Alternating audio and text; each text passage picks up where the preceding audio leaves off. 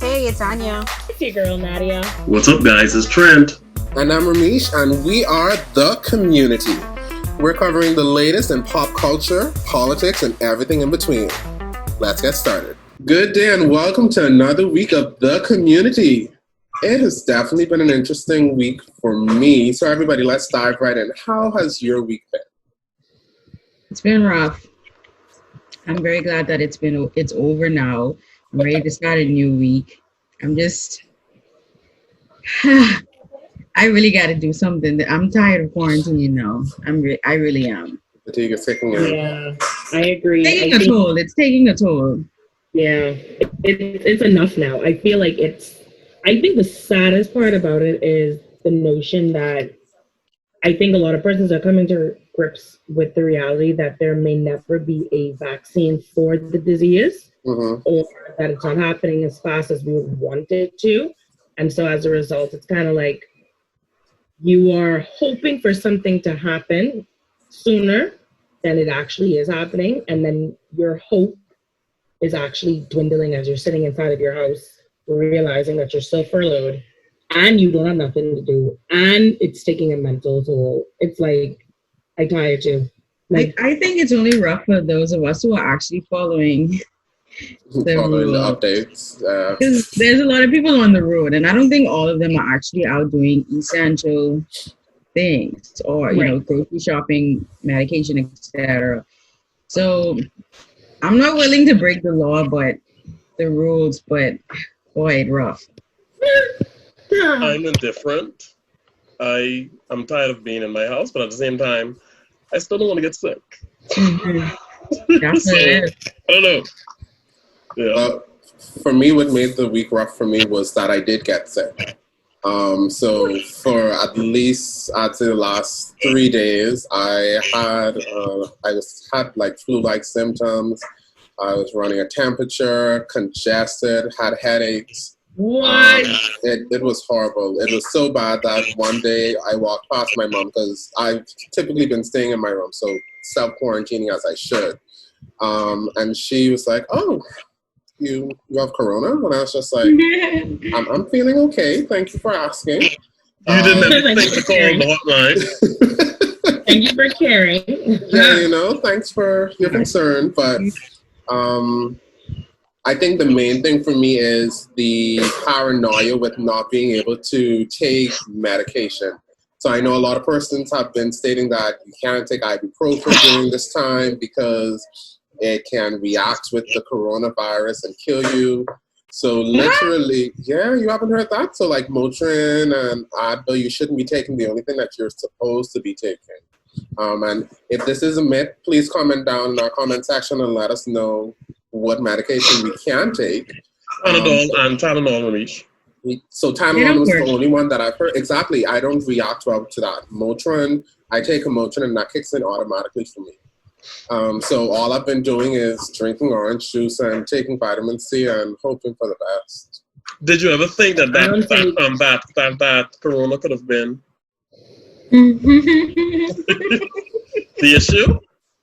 It could have been, but praise the Lord, I'm feeling good. Didn't have any respiratory issues, so okay. Yeah. So for those of you that don't know, Tylenol and Panadol are okay. I don't think either of them work for me though. I'm not a big It's a science of the day, and Panadol is the business. I'm not a big medicine person. We don't do a lot of drugs in our house.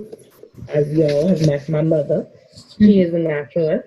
So we don't do medicines. We do teas and herbal stuff. So whenever we have a headache, we drink a lot of water and we kind of just sleep it off. She's not big on medicines and pills and tablets and stuff like that. So we kind of have to thug through our pain. Only my little sister would get some form of drugs because she's actually anemic. So when she experiences her monthly situation, her situation is a little bit more dire than the rest of us normal people in the world. So she gets a pass on medicine, but everybody else, no. You gotta thug it out, drink your water, drink your apple cider vinegar, your tea, your cod liver oil, and then just pray. I haven't had cod liver oil in a minute. I love the orange cod liver oil. Like I could drink that just for fun. So when I'm having asthma symptoms, I take some lime, squeeze it in the cod liver oil, and it is work. That's the business. I'll take that. I've had it. You've never had cod liver oil, or you haven't had that mixture? Oh, Annie, you're missing out. Doesn't it smell funny? Yeah, but it's really good. Yeah, it smells off. No. As a child, I used to like the pills, the gel pills, so that when they burst, I could play with the gel. Yeah, awkward, little weird, but I loved it. I thought they taste good. I wouldn't go that far. But either way, let us dive into our quarantine of the week. So Hollywood Unloaded posted a question to their Instagram followers. So I wanted to throw it out to you all. Do you think that people should still be held accountable for questionable remarks that they made 10 years ago? Or do you think that they should be forgiven?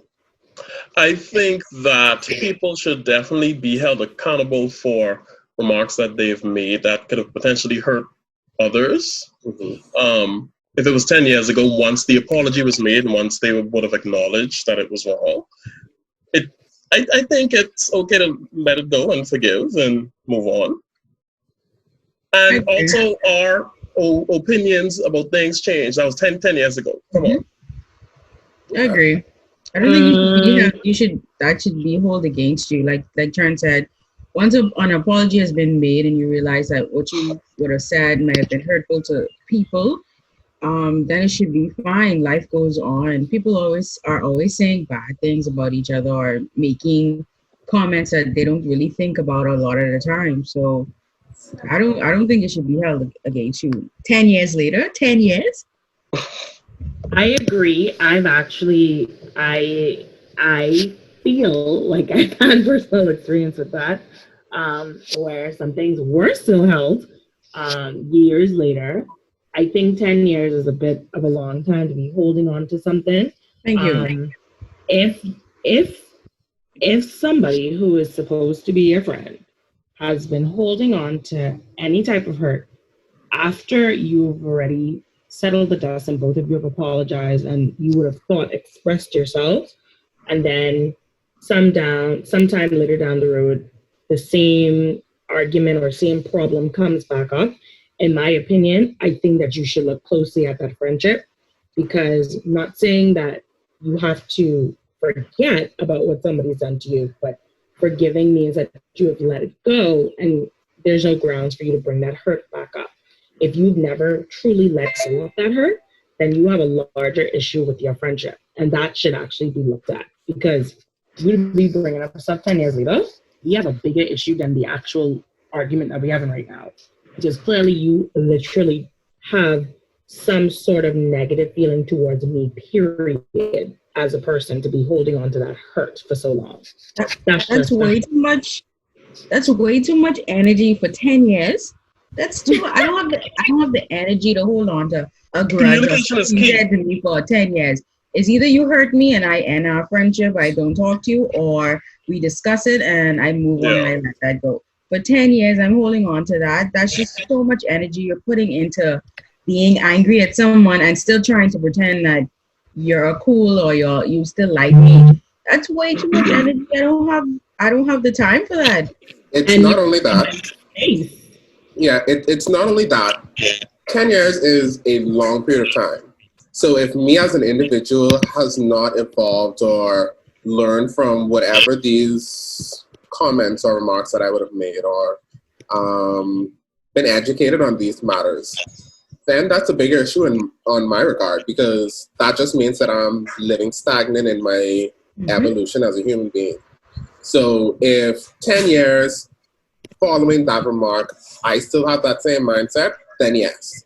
But if I've grown, even if I've apologized for whatever remarks I've made, if I have made amends with myself to say, hey, I made this bizarre remark about race. It may have been that 10 years ago I wasn't fully aware of what what was going on, what was going on. happening. We were 10 years ago, a lot of situations that occurred we weren't educated on. Whether that be different sexual orientations or different nationalities. Calling somebody a Latino now is offensive. It's preferred to refer to them as Latinx. You know? Oh, really? Yeah, because I didn't know that. Latino I didn't know Latino because I would still be out here like Latinos. Hello. Yeah, Latino addresses the male aspect of it, and if you're referring to a female, then they're like, "But I say Latina." The other aspect of it is, I feel like a lot of persons have become more sensitive to certain Yes, situations. I was going to say that. Like, people are super sensitive nowadays. So taking that into account, once again, if I haven't evolved to understand that persons are a little bit more touchy to certain topics, and I still go around and say, man, that yachty over there, referring to, a Jamaican, then once again, that's understood to say, hold that against me. But if I've evolved and understood that that's an offensive term or that can be deemed derogatory, then I don't see the purpose of holding it against me 10 years later. It really depends on the situation. Like terms like yachty and Latino, they're offensive because they're not necessarily the correct terms, but they don't have like a negative history behind it. You know what I mean? But I'm just gonna say, but if no offense to anyone, but if Jamaicans are referring to themselves as yachties, do they? I don't know. So I feel like if they are doing it, what's wrong with me saying it? Or is that like a white person calling me a nigga? That's the argument to that. My other friends can call me a nigga once they're black. Right. So that's the same conversation. That's the same aspect of that. Right. Like, I could refer to it, but you hold it on over there. You're not in my race. You don't at the same picnic table as me. Your whole neck will break when one time a lady in Walmart called me an African American, and I was like, I'm black. You can just say black if you're not sure what I am. That's okay. You can say the black guy. Yeah, but it's I would actually prefer African American over black though. Why? It's insensitive. African American. I don't know. I feel like black is not a real color. So let's start there. Like, it's not in the rainbow. It's African. Brown. It's not on the color palette. Like, I is not a real race. African American over black. I feel that when Americans use African American, it's their politically correct or their sensitive way of calling you black. That's their way of saying, oh, I acknowledge that you are a person of color, but let me give you, a title, so you're African American. Make you feel I give you some prestige. Right. But the absolute political correct word trend. Yeah, the actual political correct term is people of color. We are people of color. So that doesn't only apply to black people. That applies to Indians. That applies to Latinxes. So people of color and white people. That's Caucasians. Oh, Caucasians. Yes. Caucasian. All of the Karens and the Michelle. All of them. Yeah, all of those. All right. So another topic that I wanted us to dive in today. Let's say during this quarantine time, I know a lot of us have been binge watching Netflix and catching up on a lot of our favorite TV shows. So let's just say that your TV remote broke. You were unable to get batteries, but luckily for you, your TV was stuck on your favorite television series. So it played the entire run of this television series. What television series would you want your remote to have broken on? On Netflix, specifically? No, any TV show. If you could pick any TV show. I wouldn't mind being stuck on Grey's Anatomy because that's my absolute favorite series of all time. So I wouldn't mind. Ooh, good one. And it's like 15 seasons. So so this is the thing. So you have a very long time. Because the question is not even that your TV is stuck on it. The question is, what happens when the show ends? That's true. I don't mind repeating my show over and over and over again. If it have 15 seasons, you don't forget what the first episode was about by the time Exactly. And you probably miss a lot of stuff in a 1 hour show. So when you watch it again, you pick up on new things.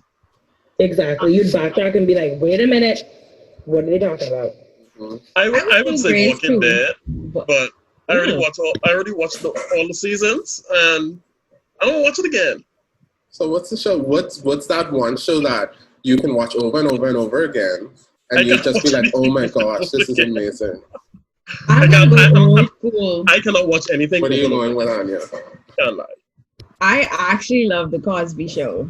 I'm Okay. sorry. I'm Okay. sorry, but I can watch the Cosby Show over and over. They were Yes, Anya, that's a good one. until, you know, I can really watch the Cosby Show over that or the Different World. Is it? I Yeah, love Cosby Show. I didn't really like A Different World. Okay. Well, one for me so I'm a comedy guy. I like anything that's gonna make me laugh, anything that's gonna have me holding my tummy, giggling. So The Office is definitely going to be that show that I'm going to watch over and over and over again. How Just a many little. seasons is in the Office? Does the Office have? Office, that's 10. You go on that long? Mhm. Yeah. So, I heard The Office is really good though. so here's what makes The Office so good. So while they have so many different characters and so many different supporting storylines, the center of it all is this office. So everybody's working in this office. And I think the relatability of it all, me being able to identify characters in my actual work office that are exactly like the characters, makes it so much better. So watching it and seeing certain situations play out, and I'm just like, oh my gosh, this happened last week. I so understand how these things happen. So that, as well as the key stars like Michael Scott and Jim and Pam and Dwight. Oh, listen, just watching those and making me laugh, it'll be good. I can definitely watch it over and over for the remainder of the quarantine. I don't know. Yeah, but the Cosby Show is mine for sure. I'm a fan, yeah. I just don't, for Nadia's own, I just don't know if I can take that much drama. Like, that's going to depress me after a while. I could. I will cry, laugh. You will cry, laugh, curse all in one. I agree. Like, I love Grace too, but I feel like Grace has started to get so predictable, man. Like it's just like every season, like something horrible is gonna happen. Like so yes, a bomb in the hospital, or and I think after Derek passed, like I just was over it. I think people look forward to that, Doanya. Like that's where I started watching Grace. So like I think I jumped in at like season 11. I feel like it is. Please don't judge me. You jump into that. Hold on. So from the top. I accidentally watched the season finale, and please let me know if I'm correct with it being season 11. But it was when the gunman came into the hospital. There's multiple gunmen, so which there's a bunch of gunmen. Which gunman are we talking about here? This is when Meredith had the miscarriage. Oh, this is the old man, the old white guy. Why? Because I've never watched. That's not 11. 16, eh? Someone in No, that ain't that far down. No, it may be 11. Anya. I feel like it's 11. It definitely. It's not. It wouldn't have been too recent. It wasn't too recent because I haven't really watched Grey's in a while. But in watching that, I was like, wow, this show is really deep. Like you really get to see a lot of character development. But at the same time, it's a lot of character development, and I didn't have the ability to invest the time in that at the moment. It is a lot of character development, and at the same time, too, you're kind of like, okay, at some point, I really hate the fact that everybody I love is dying. Like Walking Dead. Yeah, because Grey's is that show that besides Meredith, no one is safe. Literally. Like, besides Meredith. I thought Derek would have been safe too, but if he's dead, then anybody can. Yeah, and Derek died very, chivalrous. So I think it's Shonda tries to ensure that we fall in love with these characters, and then she definitely just wants to rip them out of our hearts. Like, she wants to rip our hearts out of our chest and go, oh, and by the way, they're going to die next week. But she tries to make sure that they die in a very honorable way. Or if they leave, they leave very honorably. So Shonda just is play with our heartstrings, because I would have never guessed. At some point, I figured Derek would have died. McSteamy, not so much. That plane crash was just wow. That was the worst season finale ever because everybody died. But I would have never guessed that Alex would have left. Not like that. I would have never. That one I actually cried that last, and I think I would have been too. You know, I gotta watch it. I gotta. Speaking of crying, has there ever been a television series that the series finale made you cry? I have one that is the only one that's ever made me cry, and I feel so sad about it, but that's what it is. What's that? Dawson's Creek. When Jen died, so shut up. Don't judge me. Don't judge me. But so okay, this is how I got onto Dawson's Creek to begin with. So Dawson's Creek used to come on during this. I don't understand. It used to come on TBS in the summer from 9 to 11.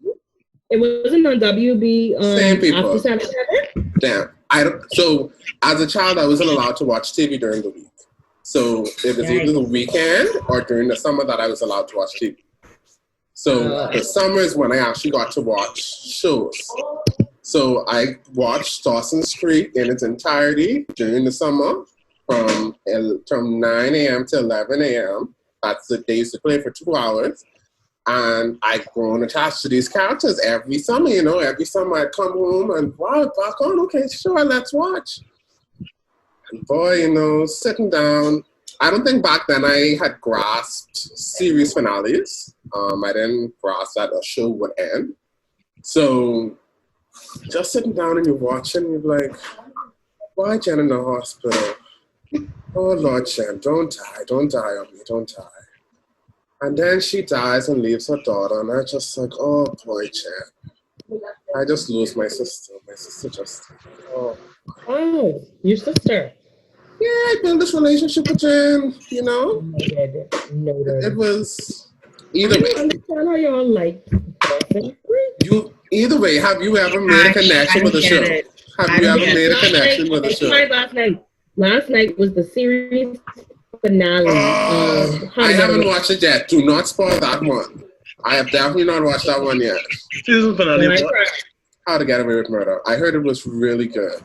It was really good. I dropped back from season 1. So I'm the only one that's never watched How to Get Away with Murder or Grey's Anatomy. What about So Scandal? you don't have a Shonda Thursdays? What about Shonda Scandal? Thursdays was lit. Scandal. After the first season, I was done. Scandal. So you weren't a part of TGIT. TGIT was life. Definitely the part of TGIT. I was So the really only a show part that of a lot of made me person's cry life. was at the end of season 7 when Glenn died in Walking Dead. Made me sad, not cry. Sad, not cry, huh? He finally died? Glenn? I mean, I'm sorry. To me, The Walking Dead, explain it to me, Trent, because maybe you can. Is it supposed to be a story about, I guess, basic humanity instincts during a time of the apocalypse? Yes. So the zombies are not the focus. The focus is human interaction during this time frame. Survival. And from what I've heard about you guys talking about Grey's Anatomy, The Walking Dead is still the same thing. You build emotional connections with these cast members, then they just die off, and you're introduced to new ones. Glenn has been on from season 1. I don't like like the whole zombie thing. That's why, because that whole them whole jumping out trying to bite me thing, I can't take that. I prefer The Walking Dead zombies other than any other zombie because they walk slow. I don't need no zombie, running 5 miles per hour. 30 miles per hour chasing me.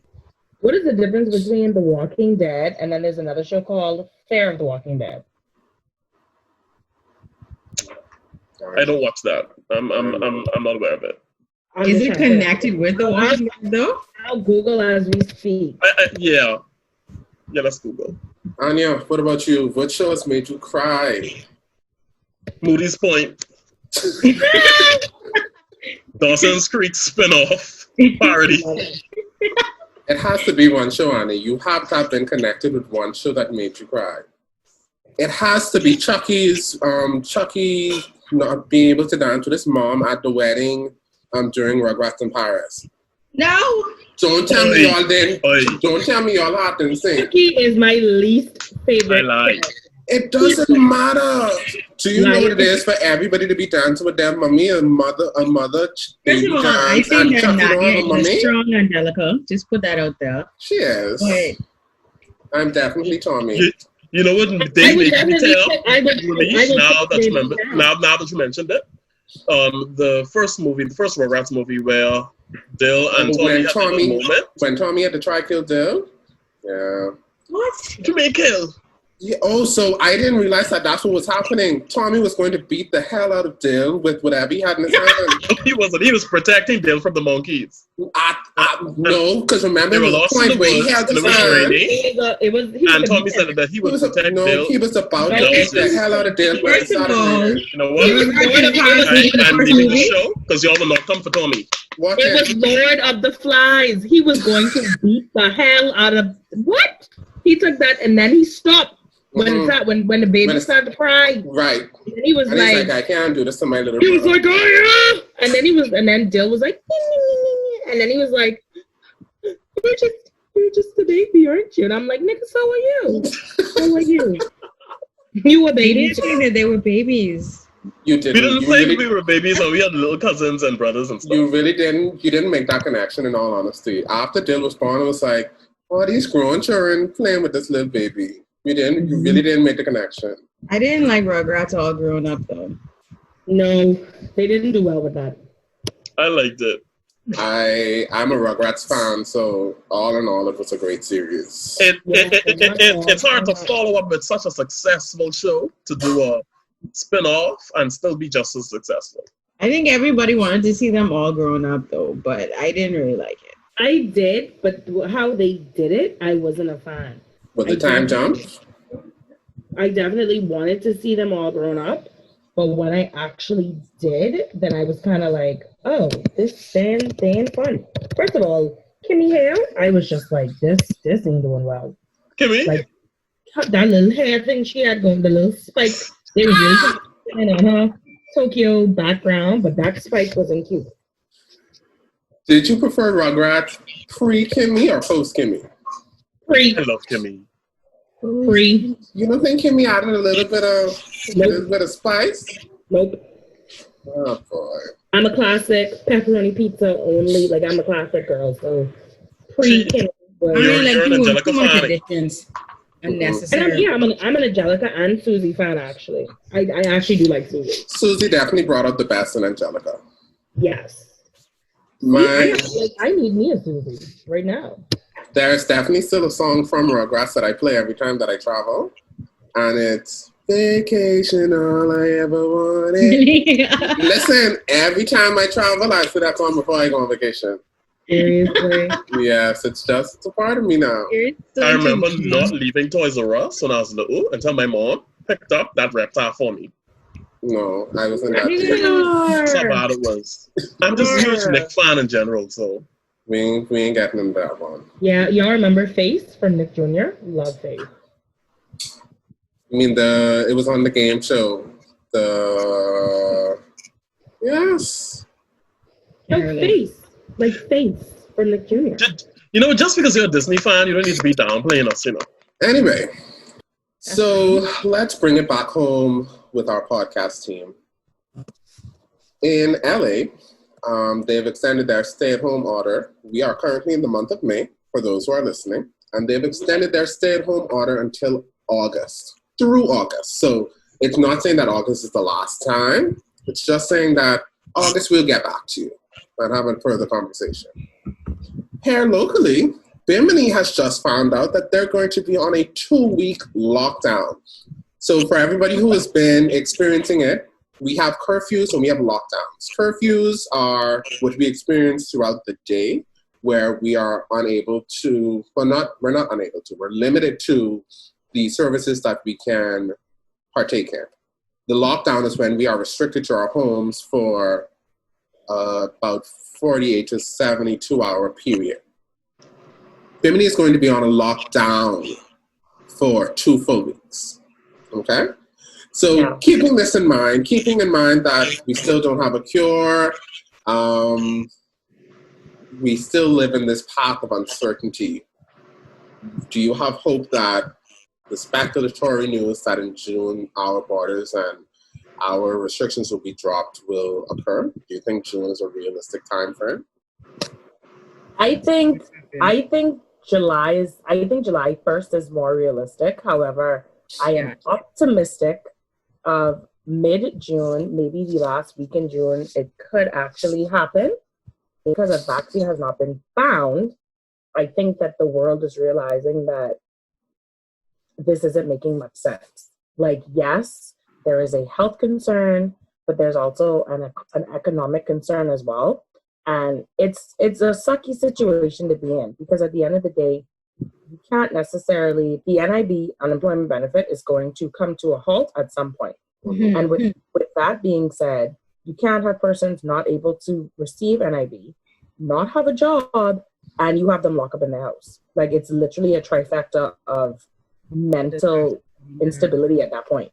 You have persons that are actually making themselves sick by being stuck inside and not bettering their immune system. Not to mention, persons are actually getting sick from the amount of stress. Stress about not having a job, stress about not knowing if they will when this is done, and the stress of not knowing if they talk to their cousin if they're going to catch corona and die. So it's like a multitude of things are happening, and I think that the world itself is going to have to just put some new normals in place. I do think that social distancing has definitely, or physical distancing has definitely aided in trying to flatten the curve. Mm-hmm. Yeah, I can't take that away. I think that definitely did happen. I think if the world if it was a global lockdown at the same time, I feel like we would have had a better result. But because countries wanted to do things on their own, I felt like if the world just said, guys, we're going to lock down for 1 full month, we would have seen much more positive, a much more positive outcome. But because everybody did their own thing sporadic, it's kind of like, because Russia is now racing up the polls with infections because Russia was secretive about whatever they were doing. And they haven't, right now they number 2 in terms of infection. Let's take a look at this video. This is a young lady in Bimini who, I guess, was venting her frustration on her thoughts on the lockdown. So let's just take a look. You label the first victim March 20th, 2020, COVID-19. Now, as a born-raised citizen of Bimini, please, can you explain why have it taken you so long to deal with the situation? Everybody is trying to find out if it could be turned out different. You know what you were dealing with. You know what it was. All right, so basically what we see in this video is this young lady is stating that she feels that if the lockdown for Bimini had taken place a few weeks back when the first casualty had occurred, their rise in potential cases would not be there. They have been identified as a hotspot because speculations have been stated that in Bimini, the persons haven't been staying home. They have been congregating, having parties, and socializing when they really should be at home.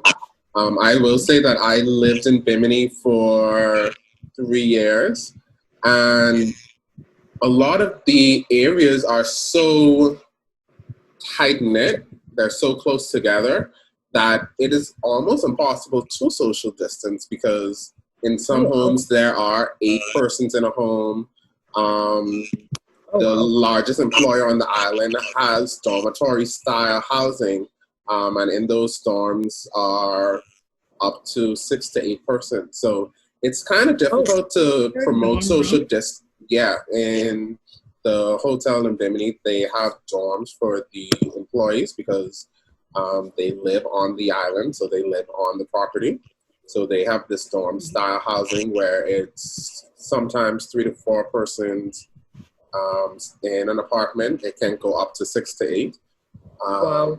Yeah, so it's kind of difficult to say social distance, because if I'm sharing a room with someone who has the disease, then that now displaces me. So I now need to try and find a room with someone else, and that entire apartment essentially at risk because they're exposed to this person. In addition to they having parties. In addition to them having parties, yes, and they haven't stopped it. At the time of the first death, that was the only case in Bimini so far. Correct. Right? And when the government, the prime minister, put all of these rules into effect, it was for the entire Bahamas. So now you guys decided to do whatever it was you wanted to do. And now the cases have spiraled out of control or has increased. Now you want to blame the government for not shutting the island down from long time. But you have to take personal responsibility, because they were telling you social distance, quarantine yourself. If you didn't have to go out for essential purposes, then you stay at home.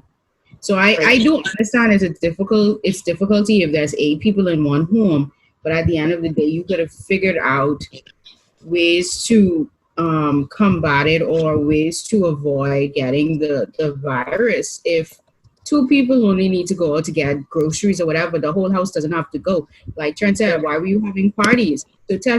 So clearly you weren't even following the rules that were put in place by the government, and now you want to blame the government because there's an increase in cases over there. You can't blame the government. They put rules in place and you decide to not follow them.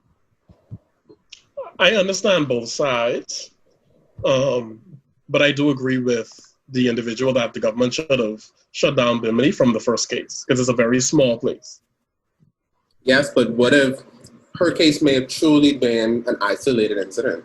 She may have just traveled, and she may have been the only person. But we don't know that. But then if they go and do that, then it would have been a problem.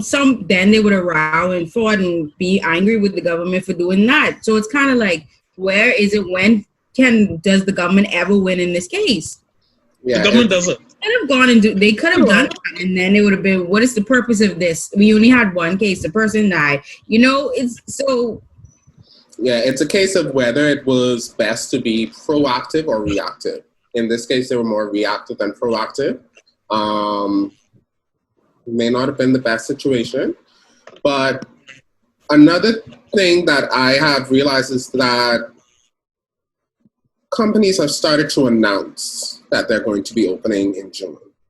I don't know if that's a great angle to go with. I don't know if it's premature in thinking, looking at how some of the the states in America have decided to withhold and delay their openings.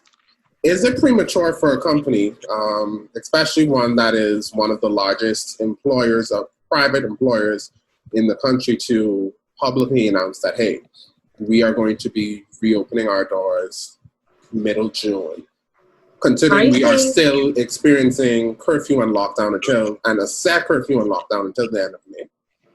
I think that there was more than one private company actually that announced.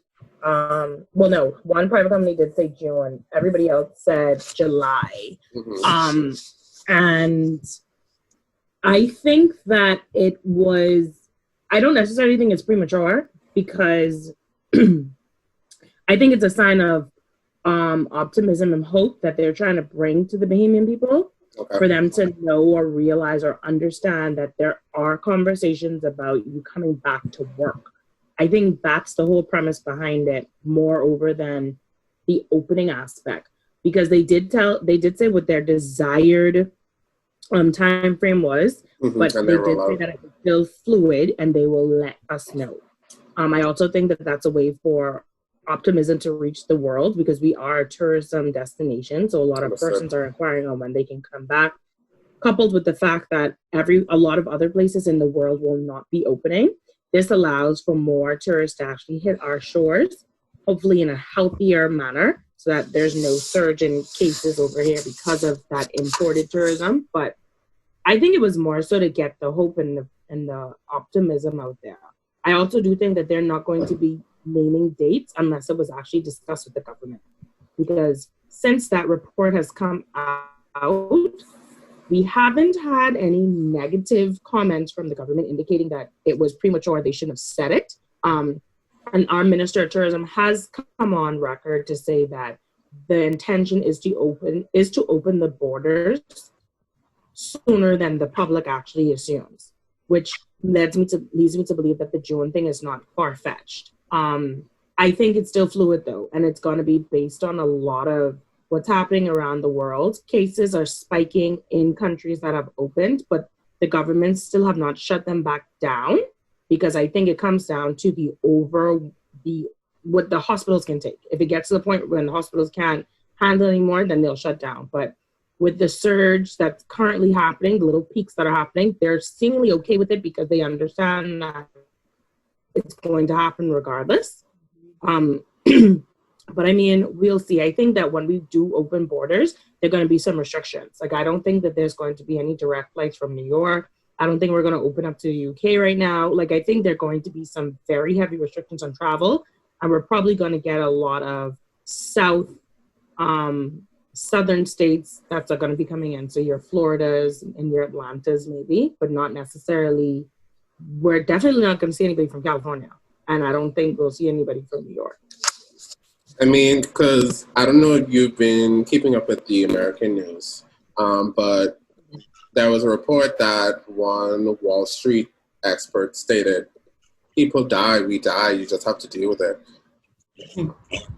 It's understandable, it is realistic, however, it's insensitive in my opinion.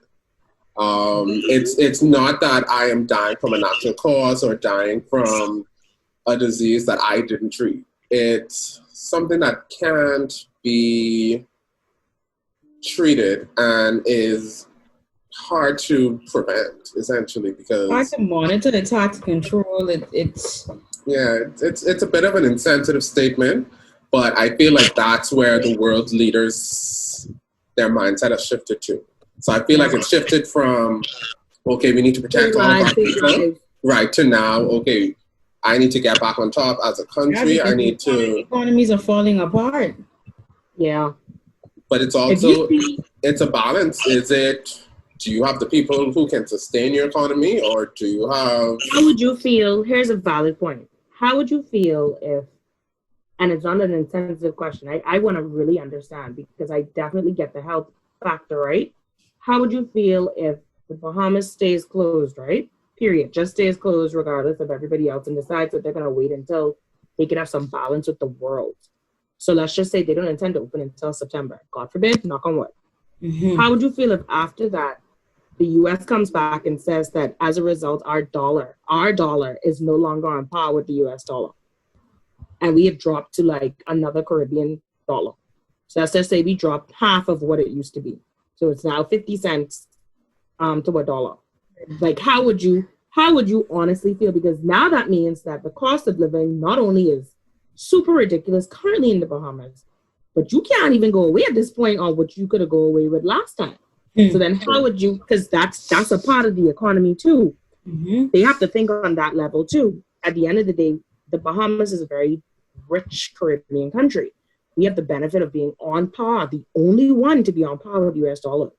If you stay closed long enough, that will drop. Yeah, I agree. It's no value. I'll be devastated. Dion. I think I'll cry. I generally think I'll cry. We would have no value if you closed. Your money in circulating. It doesn't make sense. I already used to this. Right. Okay, that's a great way to think of it. I mean, at the end of the day, the countries are going to have to open up. They're going to have to function at some point. It's like I'll say, it's just dealing with what's going to happen with it. Well, I think we on a spike. It is what it is. I just think though, if you do open up, people still should be cautious of what they're doing. For me, if we're allowed to go back to work, go to work, go to the grocery store. If I have to go pick up one or two other things, do that and go home. I'm still not going to be as out there as I was before, because obviously I still am very afraid of, catching the virus and coming home with it. Mm-hmm. But Yeah, so for me, I think it's all going to be on reopening, making sure that there are structures in place to make sure that we are safe during this time. But in all, getting back to some form of normalcy. You know, establishing what that normalcy will be, but establishing some form of normalcy. You know what I think too? I think allowing persons to wear masks at work would help. I don't think that's going to be a choice. I think us wearing masks at work is going to be crucial. I don't think for quite some time. I don't think until we find a cure. I hate wearing that mask, but yeah, I like the illustration that somebody put online. It was a gentleman standing outside peeing. So if you are standing next to this gentleman peeing and he's not wearing any pants, your pants are going to get wet. If you are standing, and you're not wearing any pants, your legs get wet. If you're standing by the gentleman and you're wearing pants and he's not wearing pants, your pants get wet, but your legs don't get as wet. But if he's wearing pants and you're wearing pants, you don't get wet, only he stays wet. So that illustration of if you're wearing a mask and I'm wearing a mask, the likelihood of us spreading will be less versus if I'm wearing a mask and you're not wearing a mask, or vice versa. So I think masks are going to be crucial for us to continue to wear indefinitely until we find a cure, and until the spread of it has essentially been eliminated. Well, thank goodness I have an office. Wash your mask, people. I'm not wearing no mask in my office. I'm not doing that. But if someone comes in your office, though, would you? Call in. Just call. Just call. Stop at the door. You can do that. Email. Let me know if it even makes sense. You come into my office. What can I do? See, this is my hand. This is my hold-up hand. Hold up. What can I assist you with? Definitely. You leave? No, we're definitely going to move to a closed door policy. Please, no. Who is it? Is your mask on? Are you sure? What are you coming here to talk to me about? No need to sit down. Did you wash your hands? No need to sit down. Just please use the hand sanitizer by the door before you turn the knob. Yeah, stand right there. Stand right there. You're not allowed to come in wearing the same shirt you wore yesterday. What do you guys think about? There was an interview done. I think it was yesterday or day before yesterday with the new Mac Fit gym that's coming out. And it's state of the art. And I love it, and I really want to go, but then I'm not going to go because they will have a policy of wearing a mask. I don't understand how that's going to be feasible. I feel like persons would be passing out because I could barely breathe after I finish exercising. So I have a mask on. I'm trying to breathe. I will die. I will be right there exercising and passing out. Have fun. Because I don't want to get sick and I don't want to get fat. So you have fun. I'm not doing that because everybody can't afford. I know somebody made a comment was like, oh, everybody's being so ignorant because they do have professional athlete trainer masks, and I'm like, yeah, but everybody doesn't have the funds to go and purchase an athletic mask. Correct. Because I know athletes, so I only want going for an hour. That's it. I just trying to trim. Go home. I'm even skeptical about renewing my membership because don't know what's going to happen with the economy and stuff. So I don't know. Yeah, it's a lot of factors. It is a great facility, and seeing it, it's a beautiful facility, a lot of great amenities. However, I'm not going in a pool with anybody anytime soon. There's bleach in there. Huh? There's bleach in the pool. There's chlorine tablets, yes. However, when you're in the pool, you are not wearing any mask. So your head is quite above water, and every time you talk, I can't dive underwater because I if somebody come and spit up water, I'll pass out in that. Because you know there are those people. There are those people who is going to water and take some of them out and start spouting out like a fountain. You know there are those people. I'm not going to be there. I'm not going to be there. So I won't be taking advantage of the pool. It's only so much you can space equipment out. Yeah. You may want to have a lot more equipment, but it's only so much you can space it out to be effective. I saw something online where they had like the glass partition. Yes. Treadmills. The plexiglass is going to be needed. That's going to be whoever makes those. Besides the people who make Lysol and the people who make toilet paper, that's like the machine. People who make the plexiglass are going to be making money to help people reopen once That's this. it. That Well, I would be will be like staying what east. about the weights? Like you Maximum can't east. you nothing to do about dumbbells, and people aren't going to be that cautious in making sure that they clean them once they're And done. sanitize. It's going to be tricky. This transition out of it is going to be tricky. It is necessary, but it's going to be a tricky transition out of quarantine You and have to getting wash our back to gloves life. every day. You have to do everything every day. Everything has to wash. Yeah. And so I think a lot of persons are just going to invest in their own makeshift gyms at home because it doesn't make sense with the amount of things that's going to need to happen and clean and it. I bet I'm just buying a treadmill and paying that price. Agreed, because a treadmill is about $600 to $800. It's an investment. Yes, it's an investment. I'm gonna rethink that. It is. I thought it would be more expensive. I'm kind of surprised. I thought I had like $1,000 or something. Okay. What if I guess maybe I can get, Amazon's probably gonna have some ridiculous sales, and then it's the weight, Nadia. It's the way to get those equipment. You don't want to get it here. overseas, Nadia. Yeah. I've always thought about it. I've always thought of like purchasing my weights and purchasing my bike and everything. The weight of those items to get them over here is going to cost you basically what you buy from the store center. My naive self, when I first started buying equipment, bought 250-pound dumbbells. 45 pounds, sorry. And when Sona gave me my price, I was like, wow, I am so stupid. I did not think about the weight. It's not worth it. You might as well just buy it here. I spent about $150 on each dumbbell overall. Yeah, it's not worth it. Where'd you go? Sports Center? No, that's what he's saying. He got from Amazon, and that's how much after the. You could get it for like 150 would have been two for two. Mm-hmm. Much over less here. over So you might as well just get it over here. Yeah. Really? Mm-hmm. You might as well just get your workout equipment over here. The only thing I would advise you purchase online are like small things on my like bench. Your jump rope, your waist, this weight Your to help you sweat and all the different things. But when it comes to weight and heavy equipment, it makes more sense just to invest in our local economy and buy the things over here. Okay. Good to know. All right, so team, it has been another eventful, joyful, and exciting community episode. I hope you enjoy. Please ensure to continue to like, comment, share, and subscribe our YouTube videos. Make sure to follow us on Instagram at the.community242. And let us know how you think our videos are going. Give us some comments. Tell us. Share with your friends. But I hope that you continue to enjoy our community. Have a great day, everybody. Bye.